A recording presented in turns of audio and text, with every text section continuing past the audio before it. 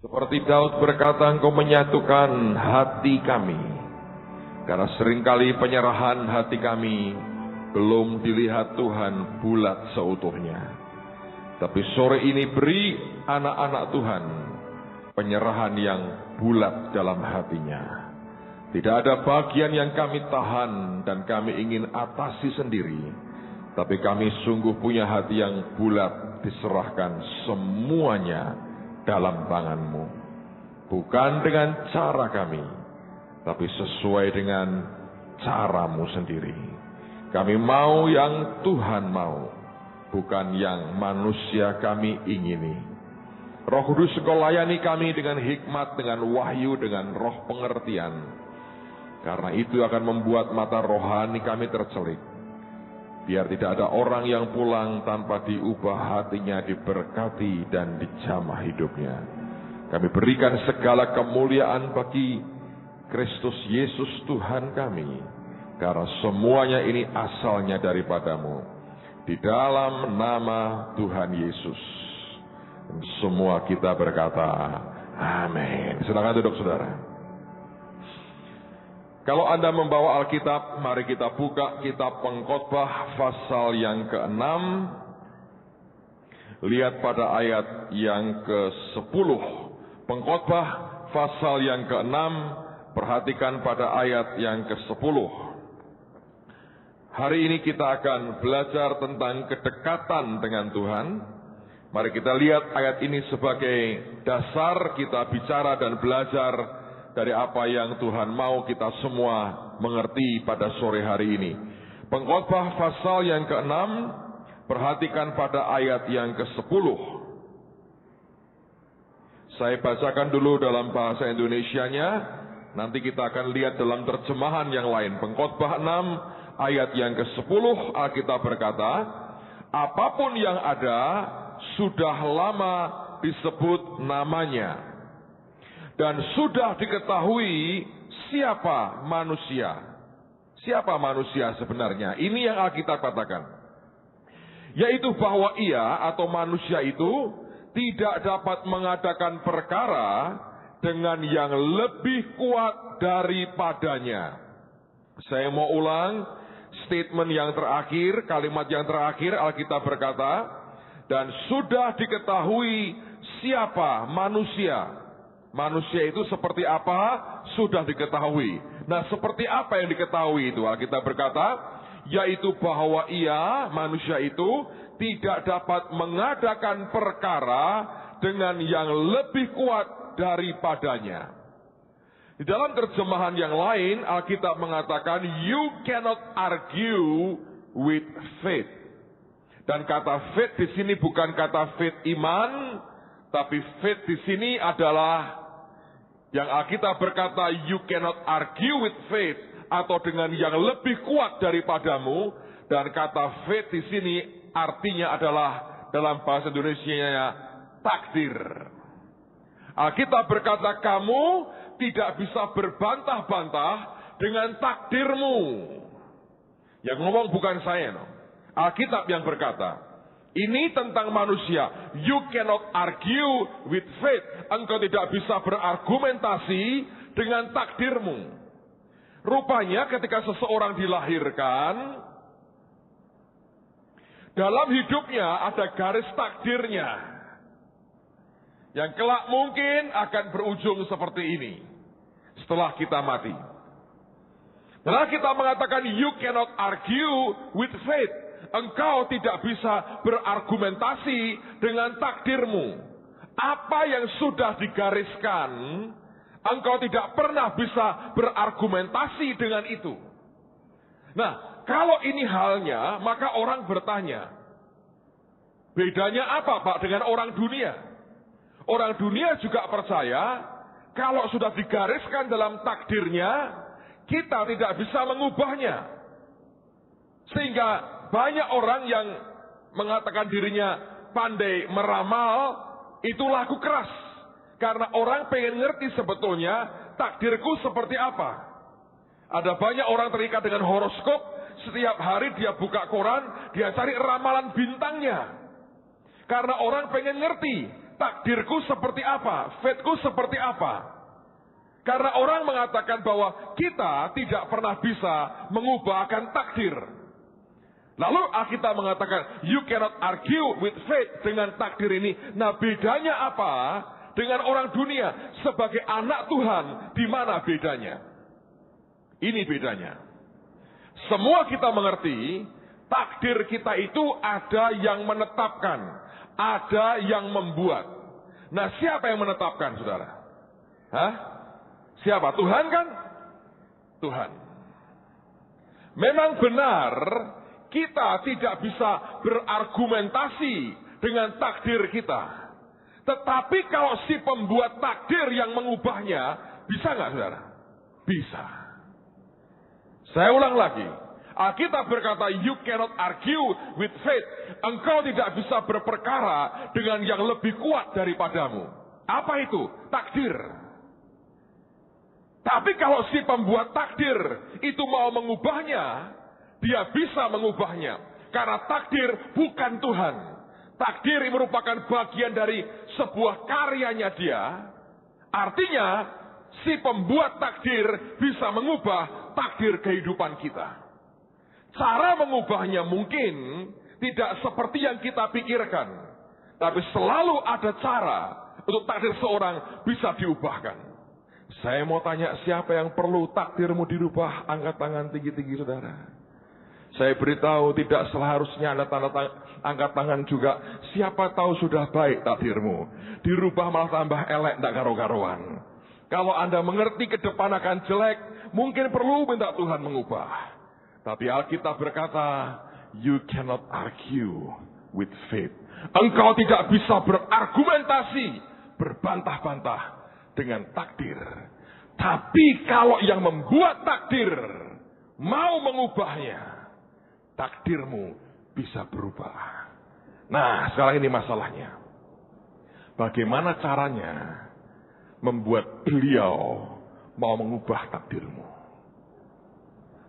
Menurut saya, Indonesia ini merupakan gambaran daripada sistem kerajaan surga.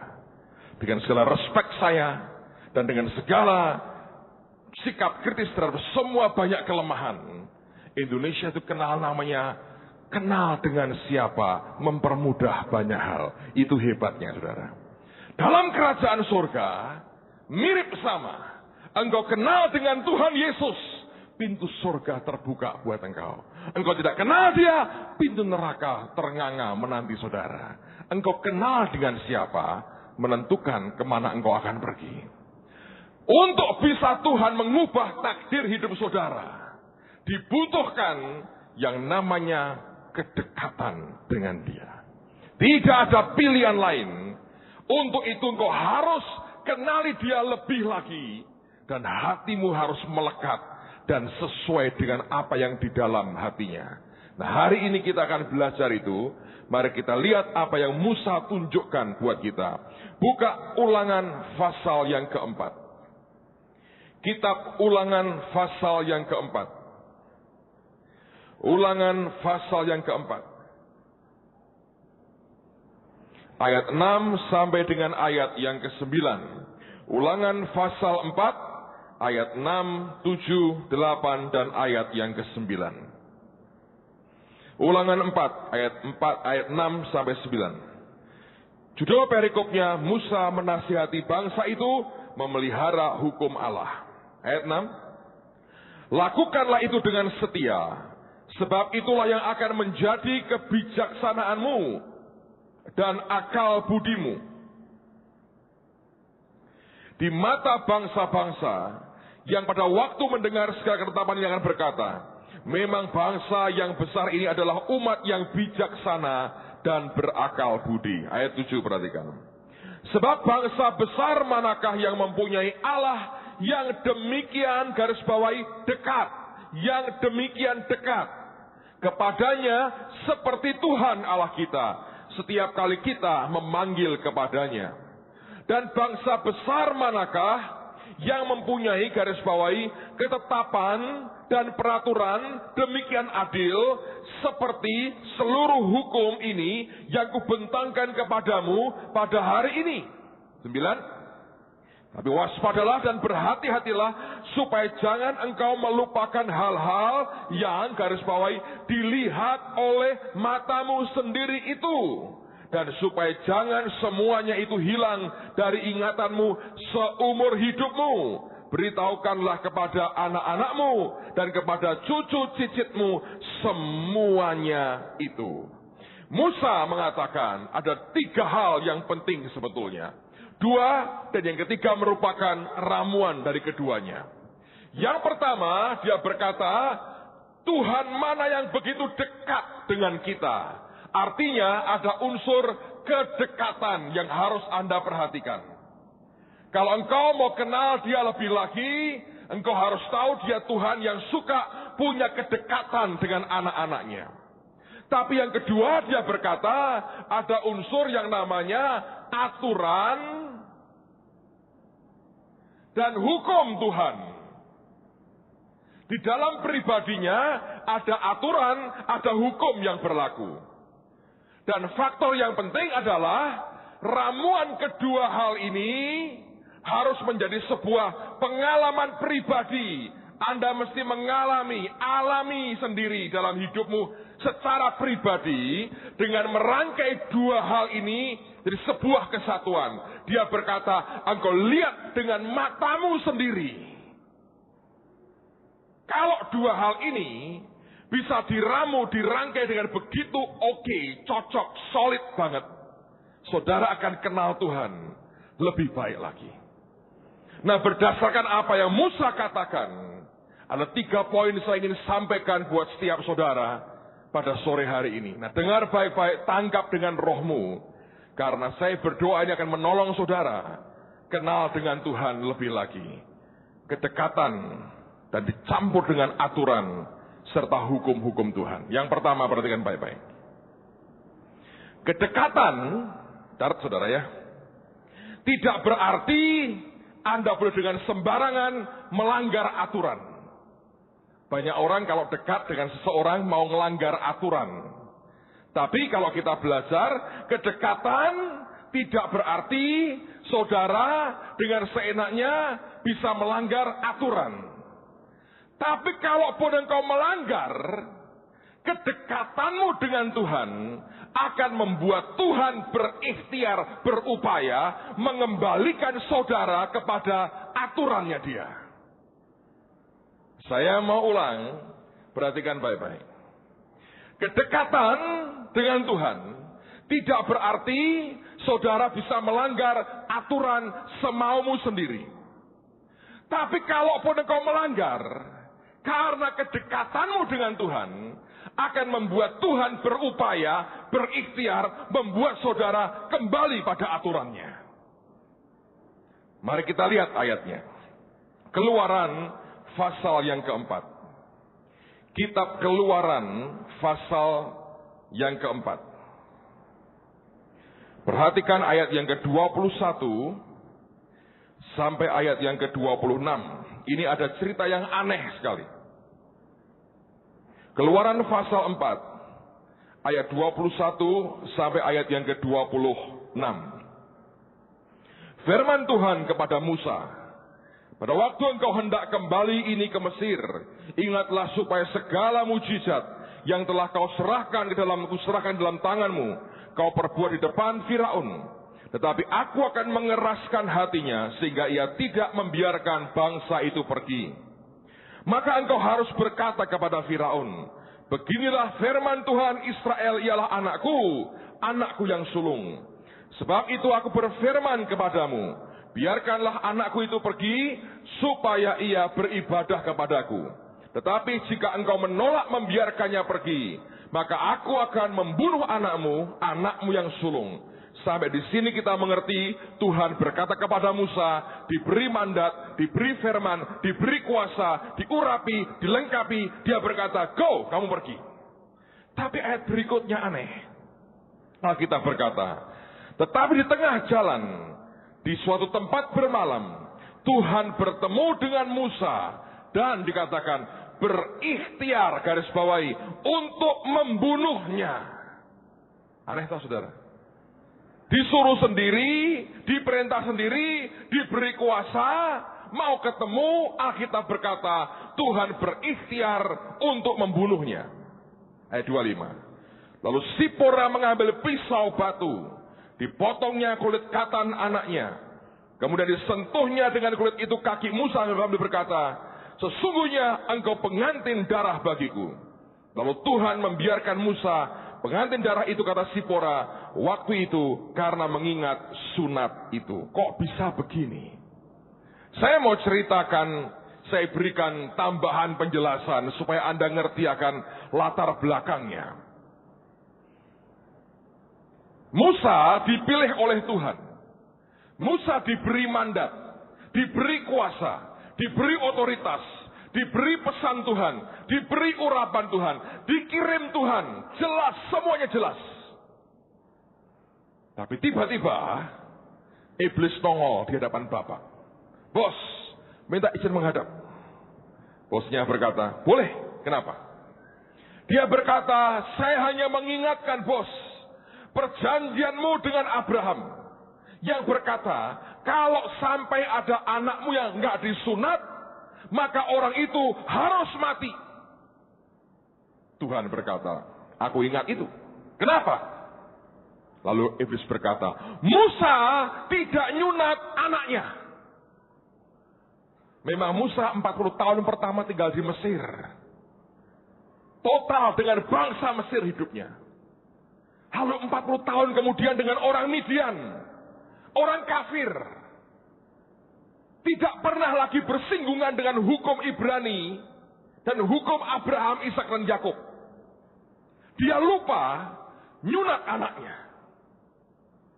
Dan iblis berkata, Tuhan, dalam keadilanmu, engkau harus bunuh Musa, dia mati. Dan Tuhan nggak berkata begini, wah sorry iblis, katanya, yang ini kagak bisa. Kenapa? Saya punya rencana. Oh nggak boleh. Dia Tuhan yang terikat dengan hukum dan aturan. Dia Tuhan di dalam dirinya ada firman. Alkitab berkata dia adalah firman. Ya nggak bisa. Nah, kalau kita kena begitu, sudah habis. Tapi Tuhan tidak pernah bisa dikalahkan oleh grandmaster catur siapapun, saudara. Kenapa kok bisa begitu? Ini ceritanya begini. Pasti gitu Pak, kurang lebih. Nggak percaya, entar ketemu Tuhan, naik sendiri. Nah, kapan ketemunya Pak? Pasti setelah Anda pulang ke rumah Bapak dan dalam Yesus Anda selamat, ketemu, tanya sendiri. Kalau nggak tahu, percayalah, pokoknya ini benar, saudara. Bapak berkata gini, oke, pokoknya aku akan tegakkan sesuai aturan. Iblis berkata, nggak bisa bos. Aturan berkata, mesti mati. Tuhan berkata, lu jangan mengatur gua dong, katanya. Dia berkata, pokoknya sesuai aturan. Dan Tuhan berkata gini, kamu diam di sini. Aku akan jalankan aturanku. Berapa lama? Cepat pokoknya. Diam di sini, jangan bergerak. Ya bos, iblisnya nunggu, saudara. Bapak di surga tidak bergerak kemana-mana. Tapi roh Allah, roh kudus bergerak. Dan tiba-tiba dia datengin istrinya Musa. Dia berkata, por, katanya. Kan Sipora namanya. Daripada kangenan, por, sakit. Anakmu sunatan, katanya. Loh, sunat pokoknya. Loh, sunat itu dia Pak, no? Ketok itu loh. Sunatan anakmu. Untuk apa? Kalau tidak mati bojomu. Bapaknya diam saja. Iblis mengamati Bapak tidak bergerak. Rohnya bergerak. Malam-malam mimpi ini Sipora. Por, tangi no por, katanya. Kok Jawa Timur Pak? Iya habis makan rawon jadi begitu bahasanya. Bangun! Sunat anakmu. Bangun Sipora. Dia lihat di tasnya, katernya nggak ada, gunting nggak ada. Kena X-ray airport sudah harus ditinggal. Tidak ada bius, nggak ada. Cuma air, nggak ada bius. Bayangin sudah.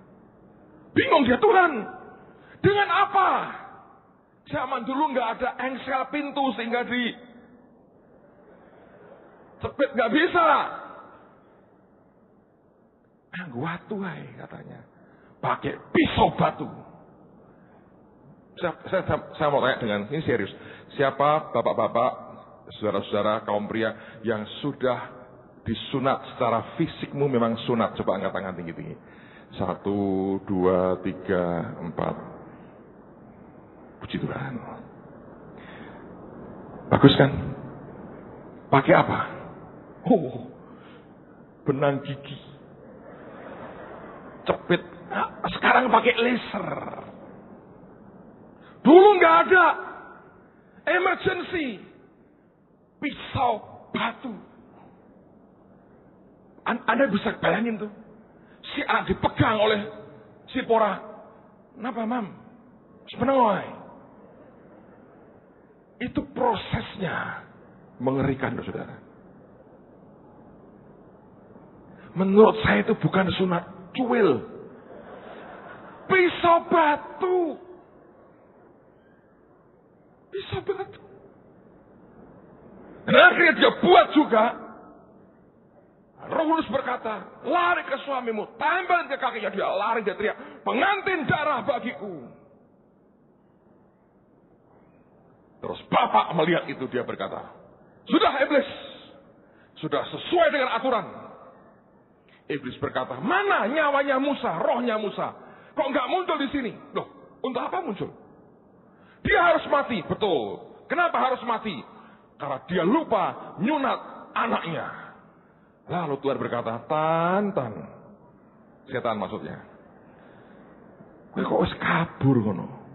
Lihatan katanya. Apa yang dilihat? Si anaknya Musa berkata, Mami. Zaman dulu orang nggak punya sarung, saudara. Entah pakai karung goni atau apa. Dia bilang, Mami, kejam. Darah di mana-mana. Iblisnya sadar. Sudah sunat. Kedekatan tidak membuat Anda dan saya bisa melanggar aturan semaumu sendiri. Tetapi kalaupun kita melanggar, kedekatan itu akan membuat Tuhan berikhtiar mengembalikan kita dalam aturannya.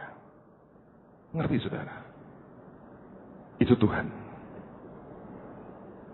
Orang yang menolak untuk dekat dengan Tuhan, dia menolak sebuah berkat yang luar biasa dalam hidupnya. Lebih dari harta, lebih dari semua posisi di dunia. Lebih dari semuanya itu. Walaupun engkau tidak bisa melanggar aturan semaumu, tapi kalau engkau melanggar pun, kedekatan akan membuat Tuhan berikhtiar untuk kita. Kalau manusia berikhtiar, gampang gagal. Kalau Tuhan yang berikhtiar, dia Tuhan yang tidak pernah gagal, saudara. Dia pasti berhasil. Yang pertama Anda mesti pegang baik-baik. Kedekatan tidak membuat Anda dan saya bisa melanggar aturan. Tapi seandainya engkau melanggar, kedekatanmu dengan Tuhan akan membuat Tuhan berikhtiar mengembalikan saudara dalam aturannya. Yang kedua, ini penting sekali. Kedekatan dengan Tuhan mengandung konsekuensi sebuah disiplin yang tegas dan keras kadang-kadang. Alkitab berkata, kepada karibku aku nyatakan kekudusanku. Artinya kalau kita punya kedekatan dengan Tuhan, ada disiplin yang keras di situ. Coba kita lihat Alkitab sama-sama. Ulangan pasal yang ketiga. Kitab Ulangan pasal yang ketiga. Ayat 23 sampai dengan ayat yang ke-29. Ulangan 3 ayat 23 sampai 29. Judulnya, Musa tidak diperkenankan memasuki tanah Kanaan. Juga pada waktu itu aku mohon kasih karunia daripada Tuhan demikian. Ya Tuhan Allah, engkau telah mulai memperlihatkan kepada hambamu ini kebesaranmu dan tanganmu yang kuat. Sebab Allah manakah di langit dan di bumi yang dapat melakukan perbuatan perkasa seperti Engkau? Biarlah aku menyeberang dan melihat negeri yang baik, yang di seberang sungai Yordan, tanah pegunungan yang baik itu, dan gunung Libanon. Musa mencoba merayu Tuhan, dan dia minta diizinkan masuk Kanaan.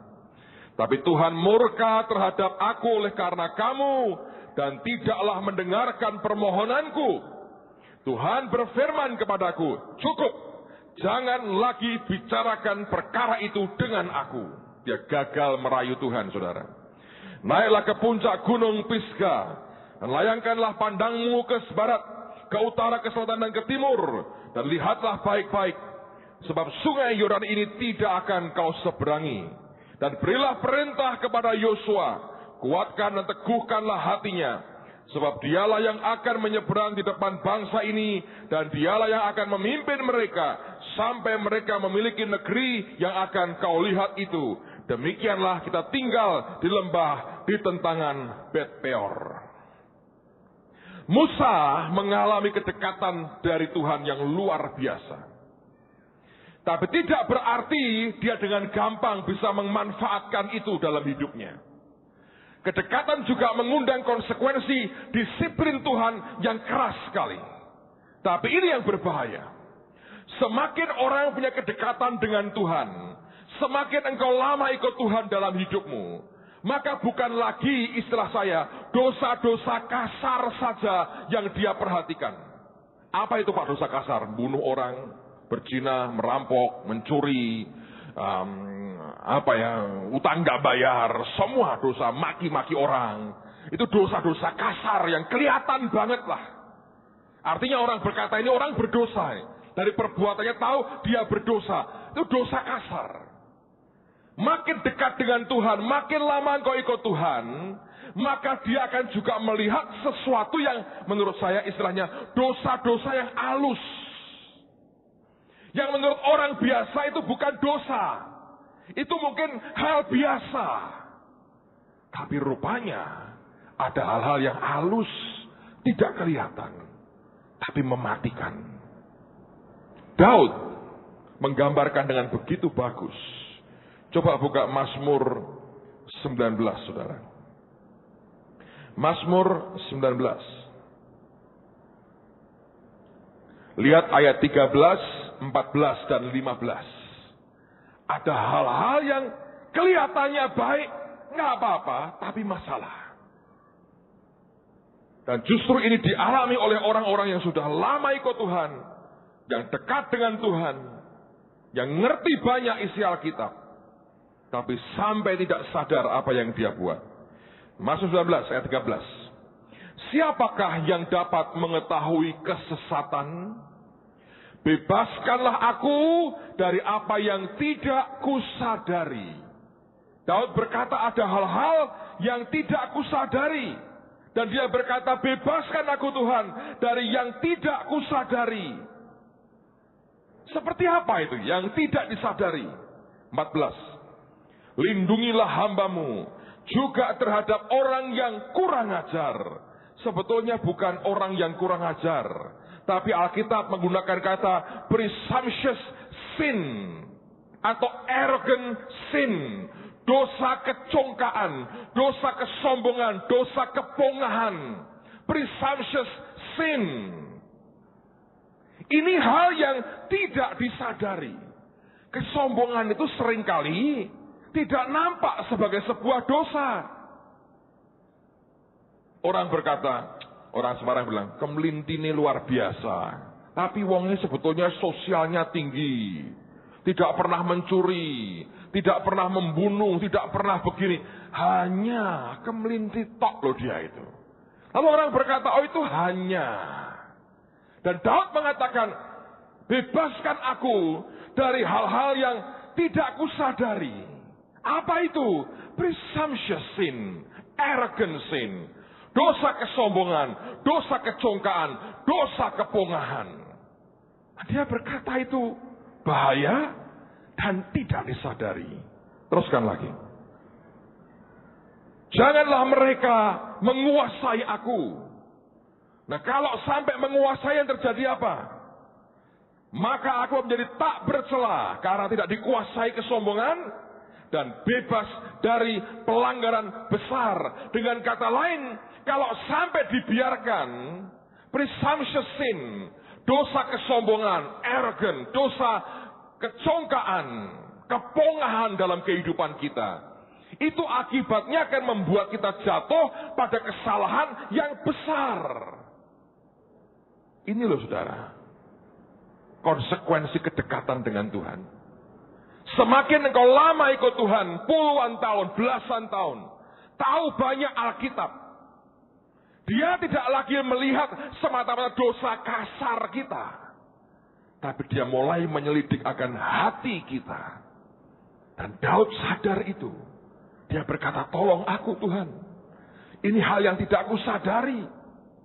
Presumptuous sin, kesombongan, kepongahan, kecongkaan. Dan kalau sampai aku dikuasai seperti ini, dia berkata, aku akan tercela hidupku, dan aku akan jatuh pada sebuah pelanggaran besar. Dan bentuk pelanggaran besar seperti apa? Lihat ayat berikutnya. 15. Mudah-mudahan engkau berkenan akan ucapan mulutku dan renungan hatiku ya Tuhan, gunung batuku dan penebusku. Yang dimaksudkan kesalahan besar itu wujudnya ada pada perkataan kita dan apa yang keluar dari batin kita. Ini kan dosa yang tidak kasar. Kalau orang ngerampok, orang berkata dia berdosa. Orang bunuh orang, orang berkata dia berdosa. Itu dosa kasar. Iya, Tuhan tidak suka. Tapi kalau orang seperti ini, di hati ada perenungan sesuatu di hati yang salah. Ada ucapan bibir yang keliru, yang ngawur di depan Tuhan. Orang berkata, itu gak dosa. Tapi Daud berkata, itu sebuah pelanggaran besar. Karena Yesus berkata, semua perkataan yang sia-sia harus Anda pertanggungjawabkan di hadapan Tuhan. Hidup dan mati dikuasai lidah. Siapa suka menggemakan, dia makan buahnya. Anda mesti makan sesuatu. Dan ini yang berbahaya. Orang makin lama dalam Tuhan, makin ngerti banyak Alkitab, makin dekat dengan dia. Yang diuji bukan dosa kasarnya.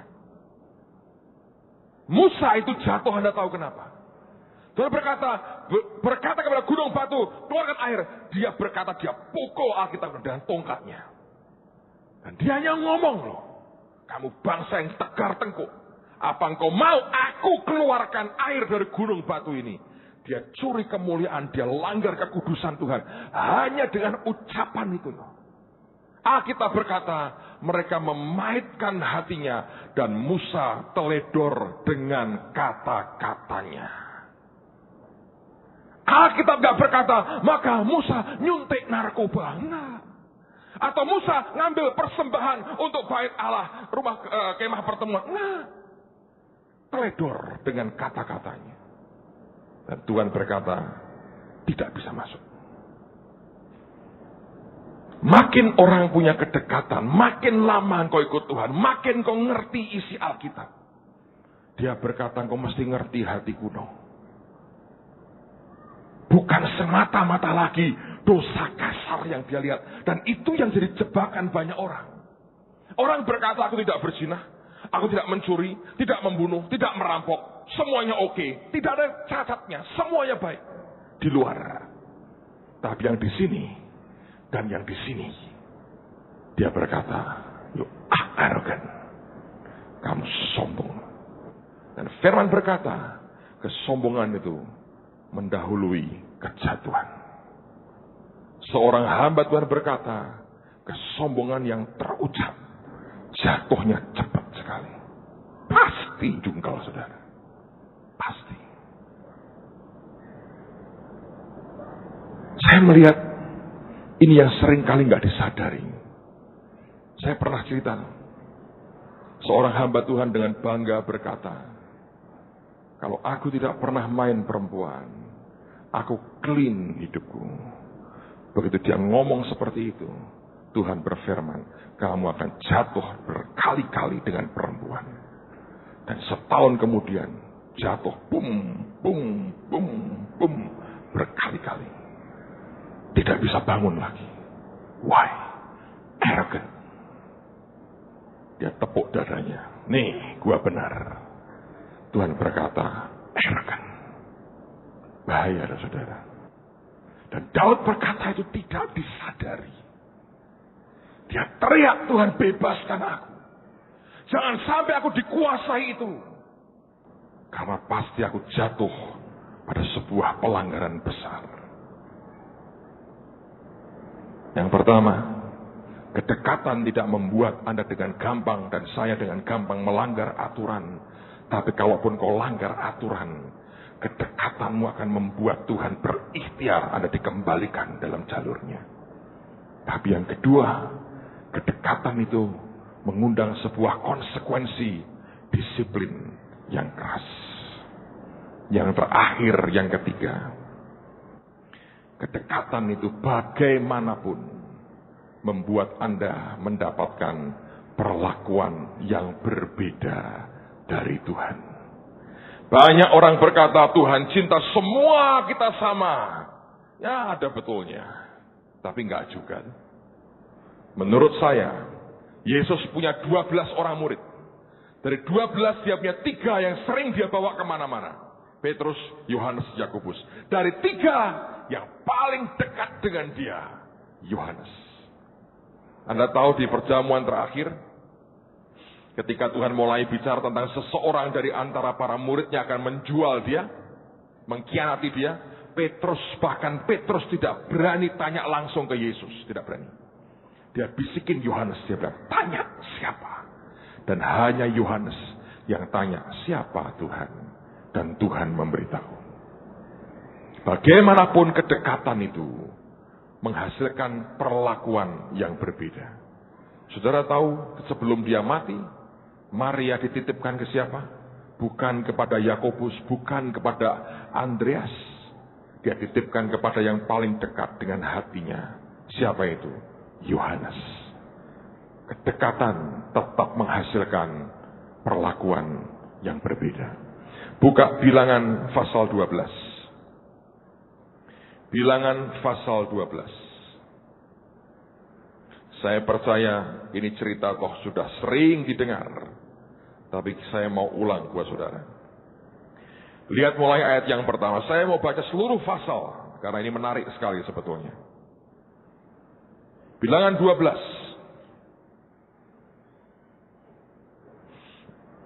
Ayat yang pertama. Judulnya pemberontakan Miriam dan Harun. Miriam serta Harun mengatai Musa berkenaan dengan perempuan Kus yang diambilnya.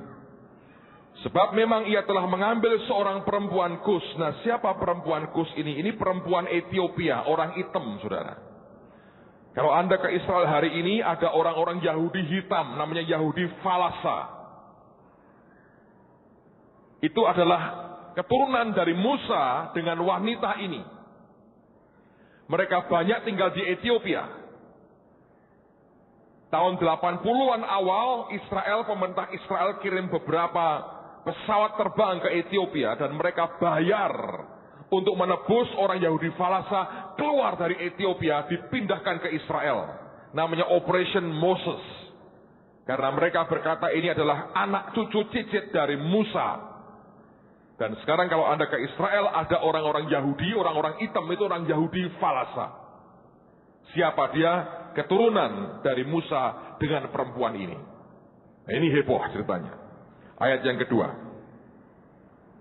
Kata mereka, sungguhkah Tuhan berfirman dengan perantaraan Musa saja? Bukankah dengan perantaraan kita juga ia berfirman? Dan kedengaranlah hal itu kepada Tuhan. Adapun Musa ialah seorang yang sangat lembut hatinya, lebih dari setiap manusia yang di atas muka bumi. Lalu berfirmanlah Tuhan dengan tiba-tiba kepada Musa, Harun dan Miriam. Keluarlah kamu bertiga ke kemah pertemuan. Maka keluarlah mereka bertiga. Lalu turunlah Tuhan dalam tiang awan dan berdiri di pintu kemah itu, lalu memanggil Harun dan Miriam, maka tampillah mereka keduanya. Lalu berfirmanlah ia, dengarlah firmanku ini, jika di antara kamu ada seorang nabi, maka aku Tuhan menyatakan diriku kepadanya dalam penglihatan. Aku berbicara dengan dia dalam mimpi. Bukan demikian hambaku Musa, seorang yang setia dalam segenap rumahku. Berhadap-hadapan aku berbicara dengan dia, terus terang, bukan dengan teka-teki, dan ia memandang rupa Tuhan. Kemudian Tuhan berkata, perhatikan kalimatnya, mengapakah kamu tidak takut mengatai hambaku Musa? Dengan kata lain dia berkata, semestinya lu takut dong ngatain Musa seperti itu. Ya kan? Sebab itu bangkitlah murka Tuhan terhadap mereka, lalu pergilah ia. Dan ketika awan telah naik dari atas kemah, maka tampaklah Miriam kena kusta, putih seperti salju. Ketika Harun berpaling kepada Miriam, maka dilihatnyalah bahwa dia kena kusta. Lalu kata Harun kepada Musa, ah Tuanku, janganlah kiranya timpakan kepada kami dosa ini yang kami perbuat dalam kebodohan kami. Janganlah kiranya dibiarkan dia sebagai anak gugur yang pada waktu keluar dari kandungan ibunya sudah setengah busuk dagingnya. Lalu berserulah Musa kepada Tuhan, ya Allah, sembuhkanlah kiranya dia. Kemudian berfirmanlah Tuhan kepada Musa, sekiranya ayahnya meludahi mukanya, tidakkah ia mendapat malu selama 7 hari? Biarlah dia selama 7 hari dikucilkan keluar tempat perkemahan. Kemudian bolehlah ia diterima kembali. Jadi dikucilkannya Miriam keluar tempat perkemahan 7 hari lamanya. Dan bangsa itu tidak berangkat sebelum Miriam diterima kembali.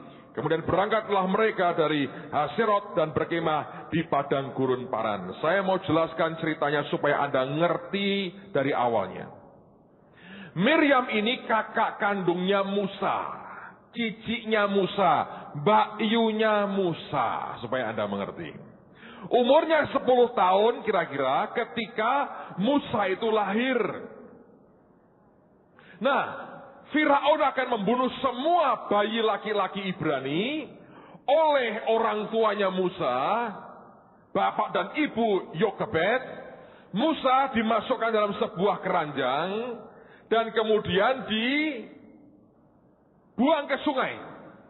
Bahasa Jawanya dikintirkan ke sungai. Itu apa ya dikintirkan? Hanyutkan. Ya. Dikintirkan lebih enak. Kintir. Dihanyutkan ke sungai. Miriam ini cinta adiknya. 10 tahun lebih tua. Kurang lebih.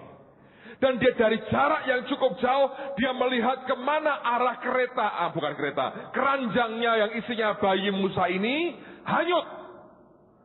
Singkat cerita, ditemukan oleh putri Firaun. Dan dia datang kepada putri berkata, apakah engkau mau aku carikan inang untuk menyusui bayi ini? Si putri Firaun berkata, ya aku perlu itu. Dia panggil ibunya, dia bilang, mami, dedek Musa diambil oleh putri Firaun. Dia butuh inang untuk menyusui. Ayo mami saja yang datang. Singkat cerita ini keluarga disatukan. Dan Musa naik pangkat 40 tahun pertama jadi jenderal pangeran Mesir yang luar biasa. Miriam mengatakan, Dek, jasaku loh. Kalau bukan karena aku, kamu di perut kuda Nil, karena kamu di sungai Nil, katanya begitu. Jadi karena jasaku nih, kamu hidup jadi orang. Sekian puluh tahun kemudian, sama-sama dipakai Tuhan. Sama-sama diurapi Tuhan. Dan Miriam punya satu kesalahan. Sok dekat, sok familiar. Dia tidak tahu kepangkatan sudah beda di hadapan Tuhan. Perhatikan saudara. Satu hari ini yang terjadi. Saya minta Anda lihat sebuah drama yang luar biasa. Musa dengan tongkatnya di depan. 2 juta orang berdiri berdesakan di belakang dia. Semua jalan di tengah-tengah padang gurun. Tiba-tiba Musa berhenti. Dan jutaan orang kaget. Tumpuk-tumpukan. Loh, kenapa? Mereka berkata, Musa ngerem mendadak. Kita juga ikut ngerem. Anda tahu apa? Seorang gadis hitam legam menyeberang jalan. Dia pakai stopan lalu lintas. Dia menyeberang jalan begini. Musa ngerem darah. Kaget dia. Wow, katanya. Dan ingat dia pegang tongkat, saudara. Dan tongkatnya ditunjuk. Katanya begitu. Laut terbelah. Hati gadis itu pun terbelah dua. Dan tongkatnya begini.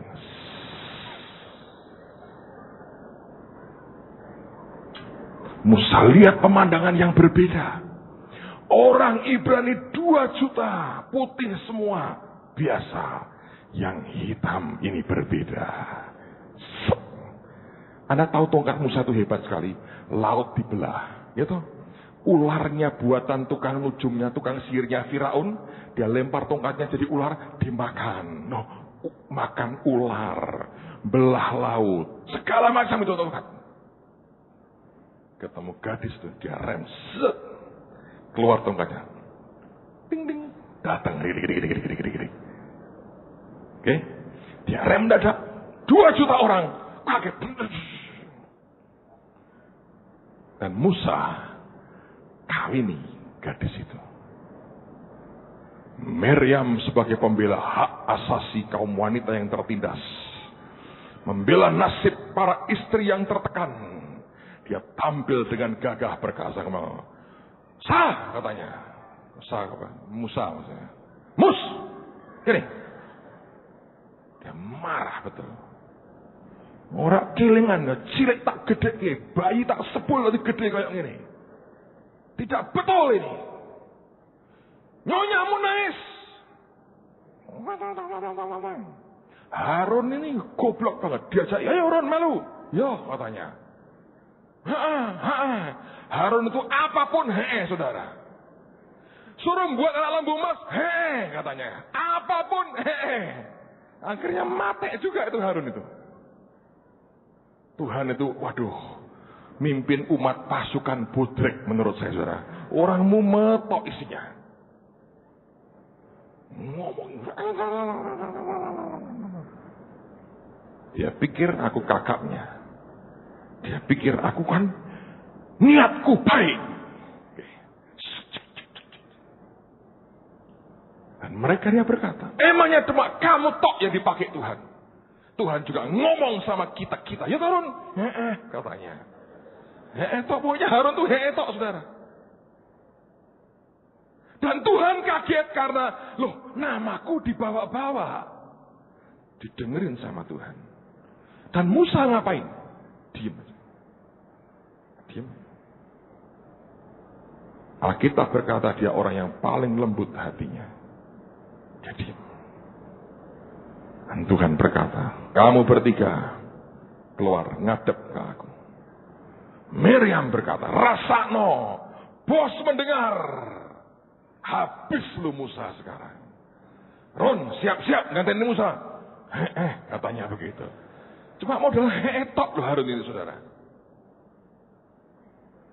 Diundang oleh Tuhan, ngomong Tuhannya. Dan dia ngomong kepada 2 orang ini, Miriam dan Harun. Dia bilang, kalau ada nabi, aku ngomong ke nabi dengan penglihatan, dengan mimpi. Dan dia berkata, kamu ngerti, dengan Musa, muka dengan muka aku berhadapan. Dengan kata lain dia berkata, kamu ngerti nggak? Aku punya kedekatan yang berbeda dengan orang ini. Dan dia berkata, mengapa kamu tidak takut mengatai dia? Dengan kata lain, mestinya kalau kamu ngerti kedekatanku dengan dia, mestinya kamu tidak pernah punya nyali bicara seperti itu. Anda tahu, dia ngamuk, ditinggal pergi. Bang. Tapi ninggalnya itu digambarkan Tuhan seperti seorang ayah meludahi anaknya. Dan marah dia berkata, mestinya kamu takut dong ngatai dia. Tuh, tinggal pergi, saudara. Nah, kita berkata, diludahi kusta. Kalau nggak ditolong disembuhkan Tuhan, itu membusuk dagingnya. Persis seperti omongnya Harun si tadi loh saudara. Seperti bayi yang belum saatnya lahir, keguguran setengah busuk badannya. Kenapa Harunnya tidak kena? Ini jubah keimamannya, protek dia. Anda tahu Harun matinya apa? Dilepas jubahnya, dia mati. Tuhan tetap ngerti aturan. Dia hormati apa yang dia tetapkan sendiri. Miriam nggak ada apa-apanya. Habis. Saya mau beritahu saudara begini. Soal kedekatan, kepangkatanmu, statusmu di gereja, di pekerjaan tidak menentukan apa-apa. Anda bisa ketemu satu orang yang sederhana, doorkeeper pun tidak, biasa, duduk di gereja tiap minggu, tidak ngapa-ngapain. Tapi orang itu punya kedekatan dengan Tuhan. Saya mau katakan begini, belajar menghargai orang bukan dari statusnya. Hormati semua orang. Jangan pernah anggap enteng dan remeh siapapun. Jangan sok dekat dengan siapapun. Semua yang Anda mau lakukan, jangan hanya berkata modalku, niatku baik. Tidak cukup, saudara. Semuanya Anda tanya Roh Kudus. Seberapa aku bisa masuk? Seberapa aku boleh bicara? Jangan biarkan Tuhan meludah lagi. Dan Anda dan saya kena, saudara. Ngerti? Kedekatan ini dan aturan dan hukum diramu jadi satu. Jadi pengalaman yang luar biasa dalam hidup kita. Siapa yang rindu punya kedekatan dengan Tuhan dalam hidupmu? Oh ya, saya mau banget saudara. Saya berkata saya ingin lebih lagi. Ini masalahnya. Kedekatan ini tidak pernah bisa karena mau kita. Yesus berkata, bukan kamu yang memilih aku, tetapi aku yang memilih kamu. Dan kalau Tuhan memilih, kata kitab Ulangan, hatinya harus terpikat dengan hidup dan hatimu. Itulah sebabnya buah roh penting dalam kehidupan kita. Kalau dia melihat satu dua hal dalam hidupmu yang bisa membuat hatinya terpikat, pinangan Tuhan akan turun dalam hidupmu, saudara. Dan dia berkata, come closer. Mari mendekat lagi. Kidung Agung berkata, draw me, tarik aku, and I will run to you. Dan aku akan lari kepadamu. Kalau bukan Tuhan yang menarik, kedekatan seperti apapun yang engkau mau tidak akan pernah terjadi. Tapi Tuhan hanya menarik orang-orang yang dia terpikat hatinya. Dan kalau itu ada dalam hidupmu, Anda akan berbeda sekali. 3-4 tahun lalu, di pergantian tahun, Tuhan beri saya mimpi. Tidak setiap pergantian tahun Tuhan beri saya mimpi. Pergantian tahun ini Tuhan beri saya mimpi. Saya pernah cerita, ketemu dengan naga Jawa, saya lihat jago yang gede sekalian teriak hari baru, zaman baru. Tapi tidak setiap tahun ada pergantian tahun Tuhan beri saya mimpi. Tapi sekian tahun, 3 tahun lalu, 4 tahun lalu, Tuhan beri saya mimpi. Dalam mimpi itu saya seperti seorang tukang kebun sebetulnya. Kerja di sebuah istana. Kerjaan saya cuma motong rumput, saudara. Saya punya seperti arit kecil dan saya motongin rumput. Tidak lebih dari itu. Saya tukang rumput. Saya potongin rumput. Tiba-tiba saya dengar dari dalam istana itu pembicaraan. Seseorang ngomong kepada raja tentang saya. Dan orang ini ngomong begini, Tuanku Raja, hambamu itu kalau disuruh ngerjakan apapun dia lakukan tanpa mengeluh. Apapun yang kau perintahkan dia kerjakan tanpa mengeluh. Saya dengar raja berkata, aku mau temuin dia. Rajanya keluar dengan seseorang yang tidak jelas mukanya. Mengagumkan sekali pakaiannya, mahkotanya luar biasa, wibawanya luar biasa.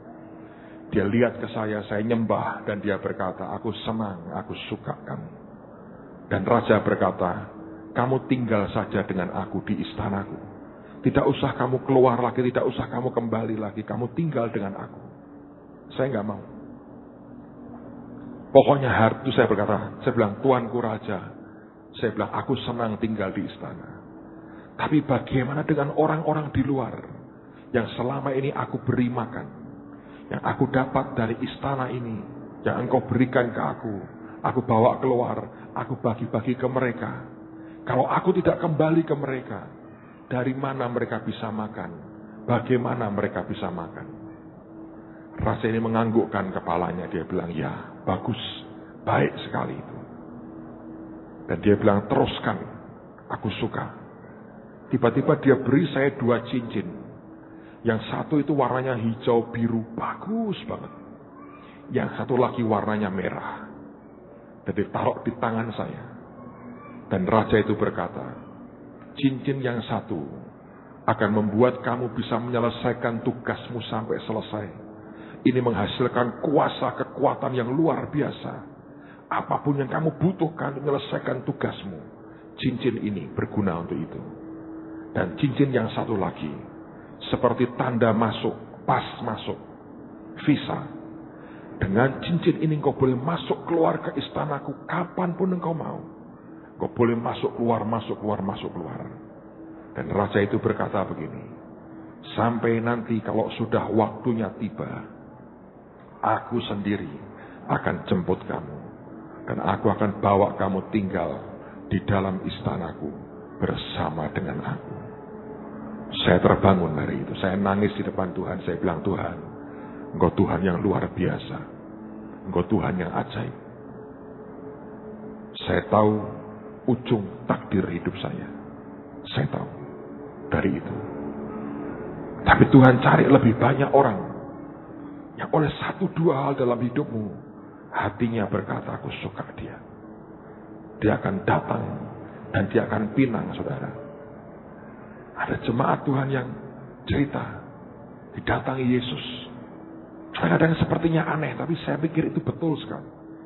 Tuhan sampai berteluk di depannya seperti seorang kekasih yang berkata, aku pinang kamu hari ini.